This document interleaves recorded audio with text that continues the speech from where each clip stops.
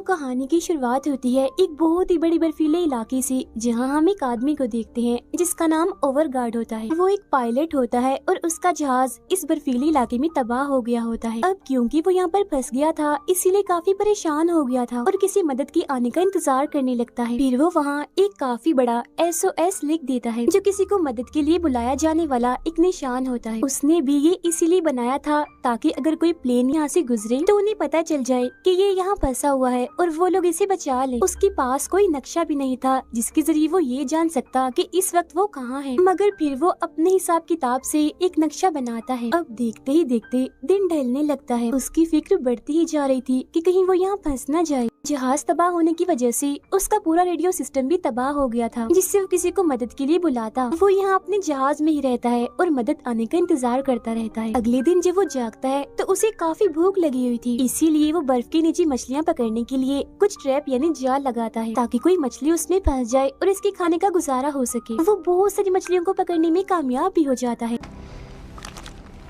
उसे यहाँ 2 से 3 दिन गुजर जाते हैं, मगर कोई भी उसके बचाव के लिए यहाँ नहीं आता। रोज सुबह उठने के बाद वो एक मछली खाता था और फिर अपनी सिग्नल देने वाली मशीन को लेकर ऊंची ऊंची जगहों पर जाया करता था ताकि मशीन से निकलने वाले सिग्नल्स कोई हेलीकॉप्टर या प्लेन देख ले या फिर कोई टीम उस सिग्नल को पकड़ ले और उसे बचाने के लिए आ जाए। अगले दिन वो नक्शे पर हर उस जगह को बना देता है जहाँ उसने बैठकर मशीन के जरिए सिग्नल्स भेजे थे, लेकिन अफसोस 4 से 5 दिन गुजर जाने के बाद किसी ने भी उसका सिग्नल नहीं देखा। ओवरगार्ड हर रोज एक जगह पर जाया करता था जहाँ उसने कुछ पत्थर रखे हुए थे। वो उनसे बातें करता था। फिर जब वो अपने जहाज की तरफ वापस आता है तो देखता है कि किसी ने उसके डब्बे को तोड़कर वहाँ से सारी मछलियाँ ले ली हैं। आसपास देखने पर उसे कुछ भी दिखाई नहीं देता, मगर फिर जैसे ही वो अपने पैरों की तरफ देखता है तो वहाँ उसे बर्फानी रिछ के काफी बड़े बड़े पैरों के निशान दिखते हैं, जो देख वो काफी डर जाता है और वापस अपने प्लेन में आ जाता है। वो सोचने लगता है कि अब उसके लिए एक नहीं बल्कि 2 मुसीबतें हैं। उसे ना सिर्फ ठंड से बच के रहना है बल्कि अब उस रिछ से भी बचना है,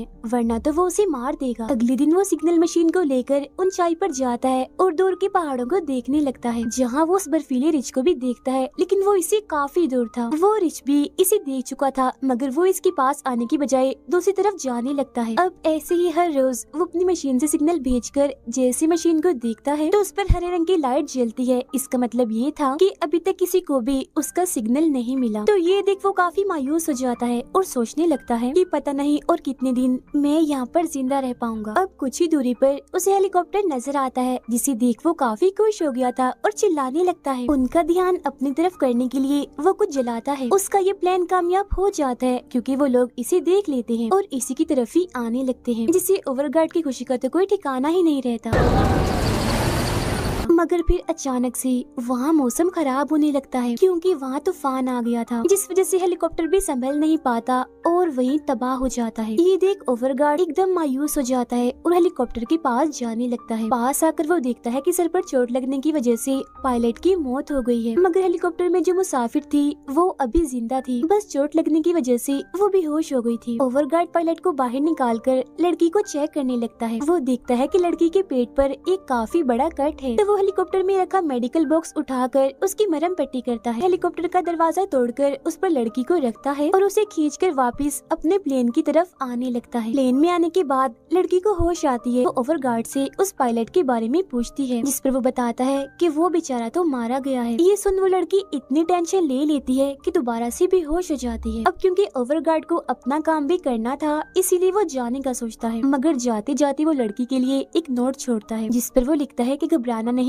मैं थोड़े वक्त में वापस आ जाऊंगा। इसके बाद वो अपने प्लेन से बाहर निकल जाता है। वो दोबारा से हेलीकॉप्टर के पास आता है और पायलट को वहीं बर्फ में दफन करके दुआ करता है। इसके बाद वो हेलीकॉप्टर में से जरूरत का सारा सामान लेकर जाने लगता है। सामान में उसे एक तस्वीर भी मिलती है, जो देख उसे पता चलता है कि पायलट और वो लड़की दोनों हस्बैंड वाइफ थे। वो ये सारा सामान एक स्लेड यानी बर्फ गाड़ी पर रखकर वापस निकलने लगता है। जाते जाते वो हेलीकॉप्टर पर एक मैसेज लिखता है कि यहाँ पर 2 लोग अभी भी जिंदा हैं, ताकि अगर हेलीकॉप्टर देखकर कोई आए तो इन्हें भी बचा ले। जिसके बाद वो अपने प्लेन की तरफ जाने लगता है। वापिस आने पर वो दोबारा उस लड़की के जख्म की मरहम पट्टी करता है। उसे यहाँ पर एक हफ्ता गुजर गया था, इसीलिए वो खुद को अकेला समझकर रोने लगता है। फिर वो खुद को संभालता है और अपने बनाए हुए नक्शे को देखने लगता है और ये ढूंढने की कोशिश करता है कि इस वक्त वो कहाँ है। ये नक्शा भी इसे हेलीकॉप्टर में से ही मिला था। नक्शे में उसे आसपास के कुछ रेस्क्यू पॉइंट्स भी मिलते हैं, यानी जहाँ जाकर इनका बचाव मुमकिन हो सकता है। तभी अचानक वो ट्रैप जिसने मछली पकड़ने के लिए लगाया था उसमें आवाज आने लगती है। जब ये बाहर चेक करने जाता है तो देखता है कि काफी बड़ी मछली उसके ट्रैप में फंस गई है।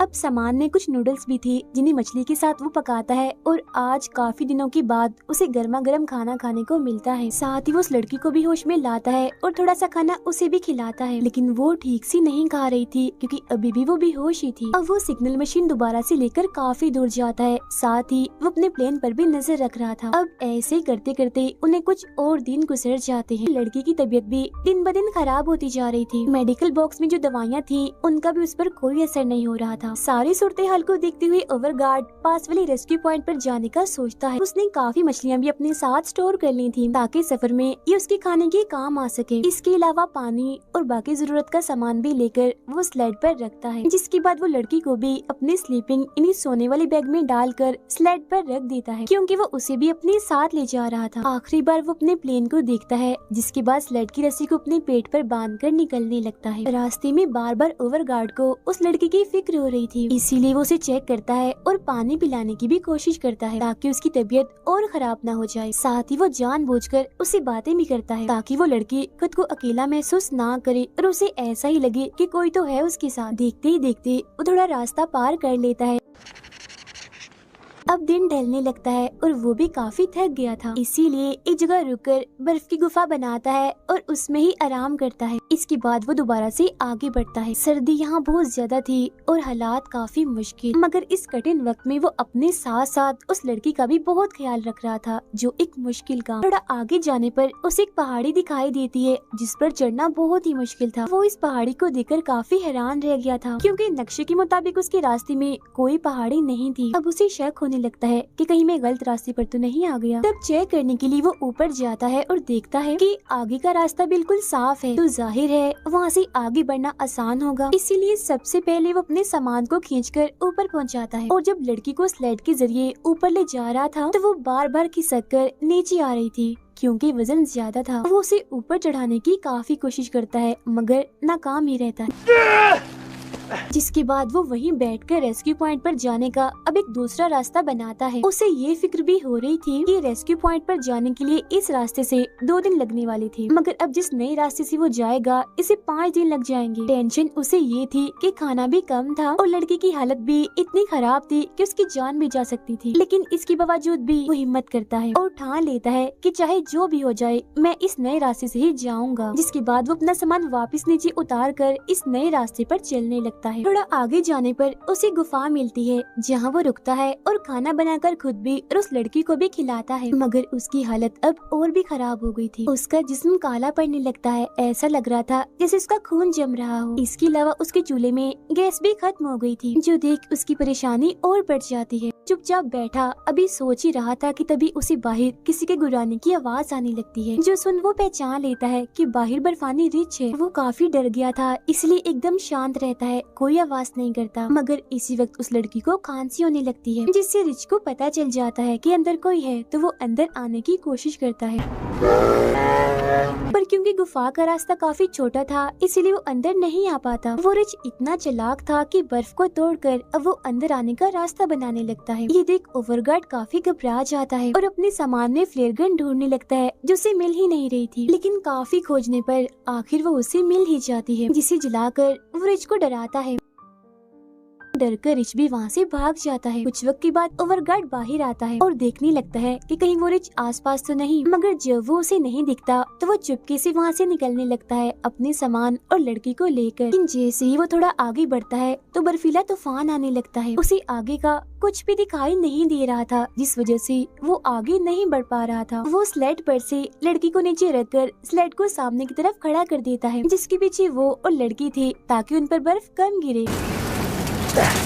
फिर वो भी जाकर उस स्लीपिंग बैग में लेट जाता है जिसमें वो लड़की थी। फिर कुछ वक्त के बाद तूफान जब थोड़ा बहुत रुक जाता है तो उसे पानी पिलाने लगता है, मगर उसकी हालत इतनी खराब हो गई थी कि उसका मुंह ही नहीं खुलता। अचानक उसे खांसी होती है जिसके बाद उसके मुंह से खून निकलने लगता है। अब जब ओवरगार्ड उसके जख्म को चेक करता है तो उसे पता चलता है कि लड़की को इन्फेक्शन हो गया है। इसी के साथ ही वो लड़की दोबारा से बेहोश हो जाती है। जो देख ओवरगार्ड को लगता है कि लड़की मर गई या अगर नहीं भी मरी तो कुछ देर में मरने वाली है, उसे आगे ले जाने का कोई भी फायदा नहीं होगा। इस वजह से ओवरगार्ड को दुख तो होता है, मगर वो बेचारा करता भी क्या, वो लड़की को वहीं पर छोड़कर अकेला ही वहाँ से जाने लगता है, क्योंकि अगर वो उसे साथ में लेकर भी जाता तो भी उसे बचाया नहीं जा सकता था, क्योंकि यहाँ आसपास कोई हॉस्पिटल नहीं था। थोड़ा आगे जाने पर वो गड्ढे में गिर जाता है जिससे फौरन ही वो बेहोश हो गया था। उसे काफी चोट भी लग जाती है। फिर जब उसे होश आती है तो वो देखता है कि मेरी टांग कुछ पत्थरों में फंस गई है। वो वहाँ से निकलने की बार बार कोशिश करता है, मगर पत्थर इतने भारी थे कि वो वहाँ से नहीं निकल पाता। वो काफी घबरा गया था और रोने लगता है। उसे फौरन ही समझ आ जाती है कि बस अब मैं भी नहीं बचूंगा, मेरे मरने का वक्त भी करीब है। यहाँ साथ ही उसे अपनी गलती का पछतावा भी होने लगता है कि मुझे उस लड़की को अकेला छोड़ना नहीं चाहिए था, क्योंकि हो सकता है कि मुझे इसी चीज की सजा मिली हो। लड़की का सोचकर उसे एक उम्मीद मिलती है, जिसके बाद बड़ी मुश्किल से अपनी टांग को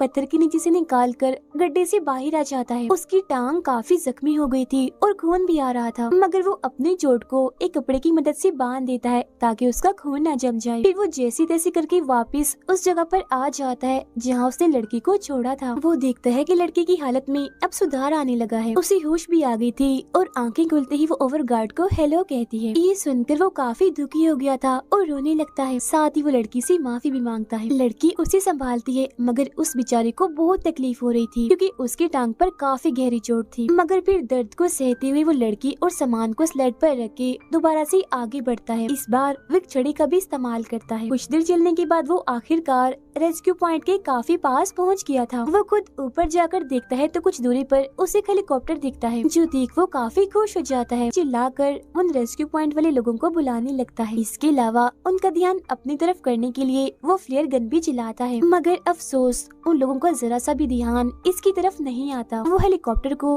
बस वहाँ से ले जाने ही वाले थे। अब ये देखकर ओवरगार्ड अपनी वो जैकेट जिससे वो खुद को बचा रहा था उसे फ्लेयर गन की मदद से जला देता है, ताकि ये बड़ी सी आग जलती हुई देखकर ही उन लोगों का ध्यान इसकी तरफ हो जाए। लेकिन इससे भी कोई फायदा नहीं होता, क्योंकि हेलीकॉप्टर दूसरी तरफ जाने लगता है। ये देख ओवरगार्ड की बची कुछ हिम्मत भी टूट जाती है। वो काफी मायूस हो गया था, जिसके बाद वो लड़की का हाथ अपने हाथ में लेकर वहीं लेट जाता है। अब उसकी पूरी हिम्मत जवाब दे चुकी थी, मगर तभी हम देखते हैं कि वो हेलीकॉप्टर घूमता हुआ उनके पीछे उतरने लगता है, जिसकी फौरन ही बाद अब उन दोनों को बचा लिया जाता है। ये कहानी दरअसल हिम्मत और हौसले की है। ये चाहे हमारे ऊपर कितने भी मुश्किल हालात क्यों ना आ जाए, हमें हिम्मत कभी नहीं छोड़नी चाहिए। जिसकी जिंदा मिसाल ओवरगार्ड है, जिसने इतने कठिन हालात में अपने साथ साथ उस लड़की की भी जान बचाई। ये सब सिर्फ एक चीज से ही हो पाया, और वो है हिम्मत, जो उसके अंदर बहुत ज्यादा थी। तो इस कहानी से हमें ये सीख भी मिलती है कि हमें हमेशा ही ऐसे हिम्मत करनी चाहिए जिसे ओवरगार्ड ने की। इसी के साथ ये कहानी यहीं पर खत्म हो जाती है।